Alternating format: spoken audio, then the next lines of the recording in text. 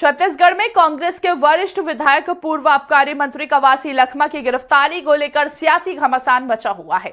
ED की कार्रवाई को कांग्रेस राजनीतिक कार्रवाई बता रही है। कवासी लखमा की गिरफ्तारी और कांग्रेस की नगरीय निकाय चुनाव की तैयारी समेत विभिन्न मुद्दों को लेकर स्वराज एक्सप्रेस संवाददाता दिलीप साहू ने कांग्रेस के वरिष्ठ नेता और पूर्व डिप्टी सीएम टीएस सिंहदेव से खास बातचीत की। देखिए।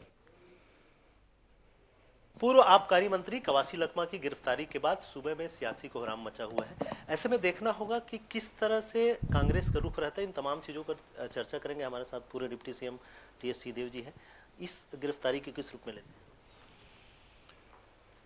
एक प्रक्रिया के तहत कार्रवाई चल रही थी। पिछले 3 साल से करीब हम लोग देख रहे हैं कि ये चल रहा है और वो कहाँ तक जाएगा ये भी दिखता है। और अभी क्यों, ये प्रश्न हम लोग के जहन में आता है कि ठीक चुनाव के पहले क्यों। कवासी लखमा जी तो 1.25 साल पहले मंत्री थे, उनके विभाग के कुछ अधिकारी हिरासत में हैं, तो इनके ऊपर अभी कार्रवाई क्यों? उन लोग को बंद किया तो किस साक्ष्य के आधार पे बंद किया? कि जो अभी भी साक्ष्य आपको नए साक्ष्यों के आधार पे आप कह रहे हो कि अब हो रहा है, और अभी भी कह रहे हो कि उनको गिरफ्तार इसलिए कर रहे हैं कि वो कहीं छेड़छाड़ मत कर दें साक्ष्यों से, यानी अभी भी आपके पास साक्ष्य पूरे नहीं। तो प्रक्रिया को ही सजा बना के जो एक तरह से व्यवस्था बनती चली जा रही है, ये गलत है। बीजेपी के नेता और मंत्री ये कह रहे हैं कि कवासी लखमा महज एक मोहरा है, इनके पीछे और बड़े लोग हैं। इस तरह की बातें लग रही हैं। मोहरा का तो प्रश्न ही है। बहुत सजग जनप्रतिनिधि हैं, 4-4, 5-5 बार जो चुनाव जीत के आए हैं, वो सामान्य व्यक्ति नहीं होता।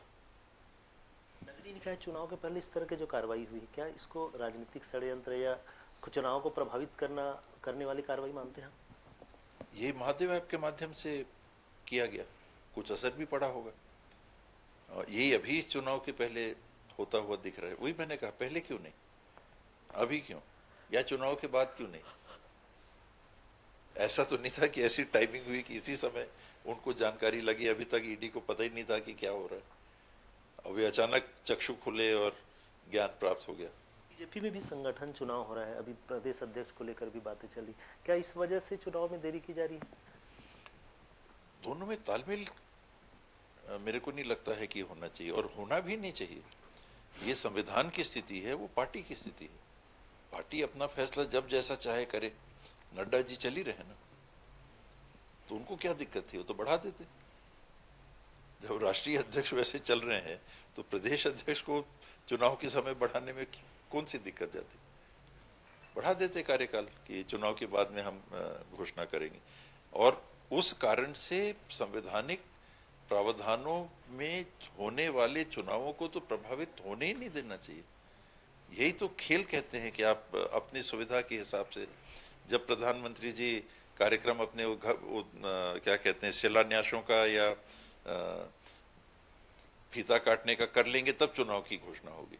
ये खराब संदेश देश में जा रहा है। कांग्रेस की क्या तैयारियां है नगरीय निकाय चुनाव को खासकर? तैयारी जैसी रहती है, पूरी है। 6-8 महीने से प्रक्रियाएं चल रही हैं। वार्ड परिसीमन से लेके वोटर लिस्ट की तैयारी से लेके और आरक्षण की प्रक्रिया को देखते हुए ये सारी प्रक्रिया लगातार चल रही हैं। कमेटियां बनी हुई हैं, ब्लॉक जिला कांग्रेस कमेटी हैं, पर्यवेक्षक पीसीसी ने अलग से मनोनीत कर दिए हैं। वो समन्वय करके सारी प्रक्रिया चल रही है।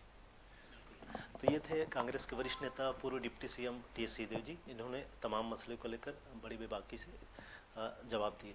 कैमरा पर्सन टिकेश्वर के साथ स्वराज एक्सप्रेस के लिए रायपुर से दिलीप साहू।